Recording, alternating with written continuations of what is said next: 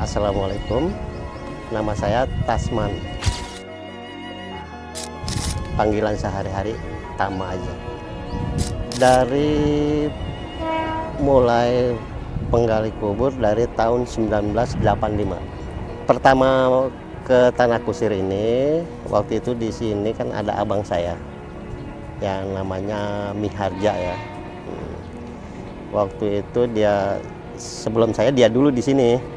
Dia sebagai perawat makam. Tahun 82 saya kan lulus sekolah. Nah, saya habis lulus sekolah, saya kerja di Bekasi di PT Kecap, pabrik kecap ya. Cuman kurang berkenan kerja di pabrik kecap.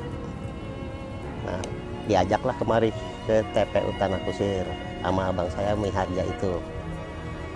Nah, dari situlah dari tahun 1985 itu jadi sebagai penggali kubur. Jangan nginjak kuburan lah, jangan nginjak inilah, jangan nginjak itulah gitu. Tapi karena di sini ini banyak pemakaman, bukannya satu atau puluhan ya. Di sini ribuan. Kalau misal ngusung jenazah itu, kalau misalnya kita nggak nginjak pemakam, itu nggak mungkin karena di sini banyak makam, udah pasti nginjak.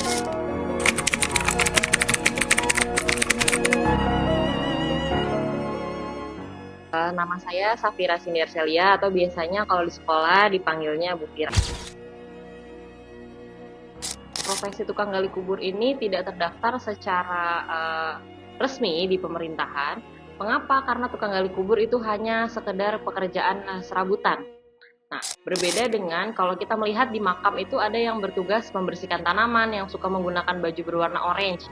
Nah, itu baru bawaan dari pemerintah seperti itu. Untuk sementara sekarang ini terutama ya penggali kubur sama untuk kebersihan makam.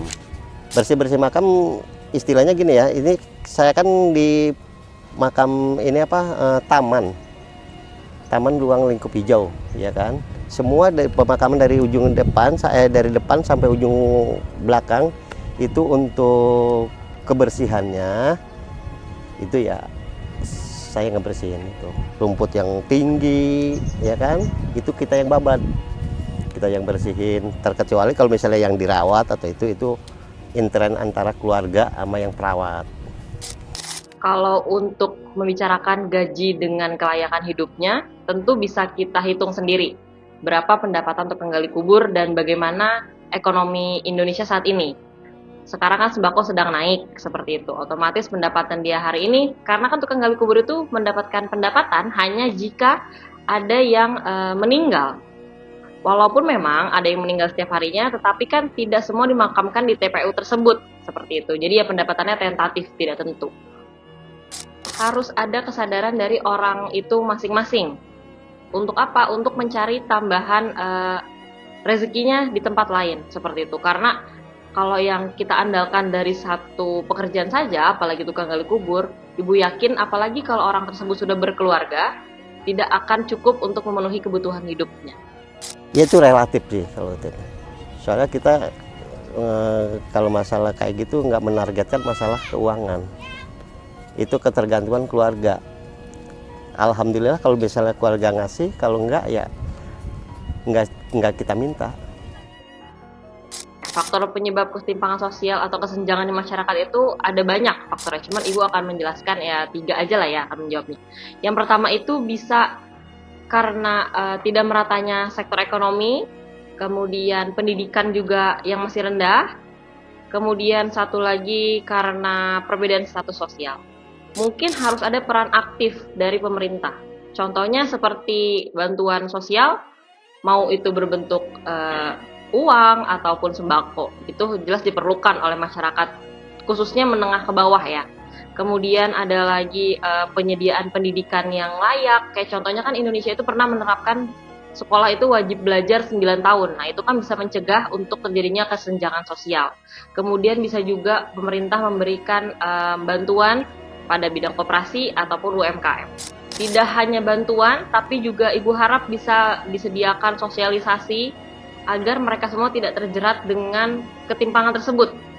Jadi bisa menyekolahkan anak-anaknya hingga pendidikan yang tinggi, kemudian anak-anaknya bisa memiliki taraf kehidupan yang lebih layak.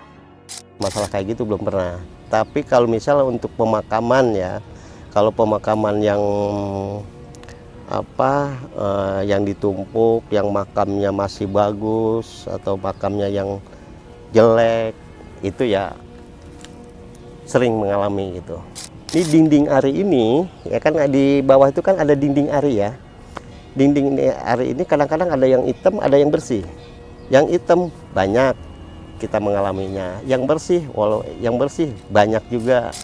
Nah, itu kan ketutup tanah tuh, di keluarnya juga udah ke timbul-timbul itu jamur kecil-kecil.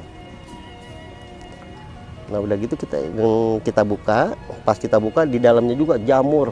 Semua ditumbuhin jamur kecil-kecil. Sampai teman saya aja almarhum, sampai jamurnya itu diraup begini, diusapkan ke sini, adem banget. Pas kebetulan dia itu punya penyakit asma. Tapi orangnya udah meninggal. Udah lama meninggalnya. Nah, itu pengalaman istilahnya makam yang bagus ya. Makam yang bagus, kita lihat jenazahnya juga, kerangkanya juga putih, nggak hitam. Tapi ya Allahu alam, kita bukan masalah ininya katanya mistis itu begini, bukan. Karena kemungkinan yang hitam ini ke badannya itu waktu itu kemungkinan lagi panas kali. Jadi itunya daripada hitam, kepanasan hitam tuh. Nah, yang putih kemungkinan waktu itu lagi musim hujan. Jadi tumbuh jamur tuh, jadi putih, jadi enak jadinya dilihatnya tuh, jadi pada tumbuh jamur. Apa nanti saya meninggal seperti ini?